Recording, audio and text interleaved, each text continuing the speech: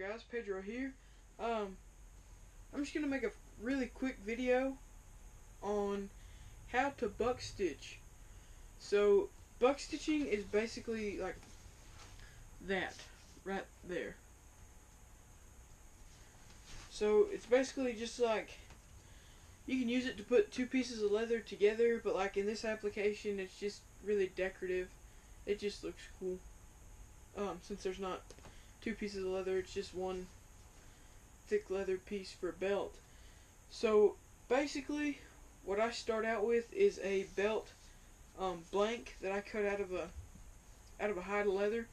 I have a draw gauge that I just set to 1.5 inches or whatever thickness of belt they want, and I just draw one out, and then I punch my 2 holes on each side for the snaps, and then I punch my 1 hole for the I guess the tongue of the buckle, and then usually I'll punch the holes for the actual belt holes, but I kind of got excited about buck stitching and forgot.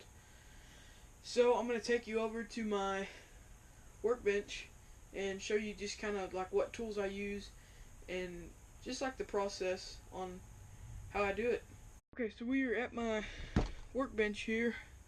This is just a marble square that you can get at Tandy's, or I guess any leather supplier would have them. So what I basically do, like I said, is start out with belt blanks. This is a different one that's going to be brown buck stitch instead of black like that last one I showed you guys. So basically what I do is I take my compass tool here, and like on this one, this is going to be a 1/8 inch brown lace. So what I do usually is I go double the size of the lace. So if I'm using an 1/8 inch lace, then I'll go 1/4 inch in from the edge, and I will, what I do there is I take a ruler, and make sure you're doing the inches, not the centimeters. Unless you're from the UK, then your measurements are going to be completely different than mine. And I just kind of just take it like this, just put that on 0, just kind of close that until it gets to 1/4 inch. Close enough right there. And then what I'll do is I'll just take this and I will just draw me a line, a guideline off the edge there. We'll go from this side. This is already, I've already punched this, but you'll get the idea. So basically I'll just do a guideline like so. I'll do that all the way down both sides and down the edge there like that. And then I will get my buck stitch punch, which is hanging out somewhere. Here we go. This is just a craft tool 1/8 inch 4 straight buck stitch punch. And what I'll do is I'll just kind of guesstimate where my corner's going to be. I'll take my mallet here and I'll just punch my 4 holes. I'll take it out, and then on that last hole I'll put the first one in it and just do 3 at a time from there. That way everything stays in a nice straight line, and I'll just follow my guideline all the way down both sides and all the way back around.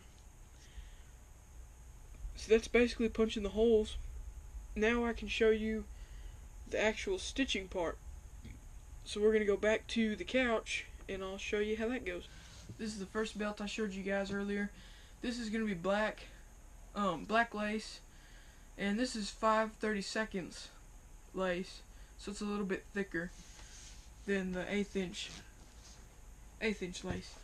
So basically, you know, all your holes,